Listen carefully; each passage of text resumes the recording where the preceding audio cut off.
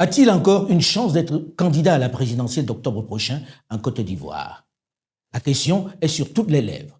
Après avoir pris la tête en décembre 2023 du PDCI-RDA, le parti historique d'Houphouët-Boigny, principal parti d'opposition, il fait face à un obstacle de taille, celui de son exclusion de la liste électorale qui le rend de fait inéligible. En exil en France, où il est reparti depuis quelque temps, il continue de se battre pour la révision de la liste électorale qui lui permettrait, peut-être, de se présenter en octobre prochain à ce scrutin sous haute tension étant couru.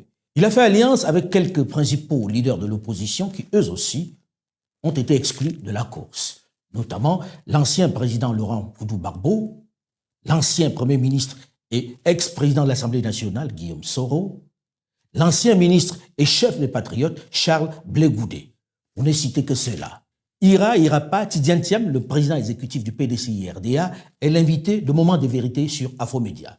Bonjour Tidiane Thiam. Bonjour M. Foucault, merci de me recevoir. Très heureux d'être ici. Alors on va commencer par des choses très pratiques, les questions sur lesquelles les Ivoiriens se posent des questions et aimeraient avoir des réponses. Êtes-vous en exil en France?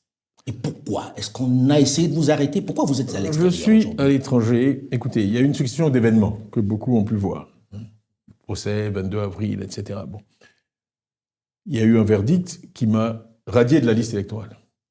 Ensuite, très rapidement, le gouvernement s'est empressé de faire une conférence de presse pour dire que j'étais ivoirien.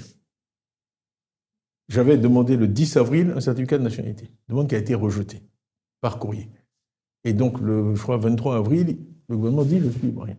Donc, nous avons demandé un certificat de nationalité par mon avocat. Nous sommes le 26 juillet, nous ne l'avons toujours pas.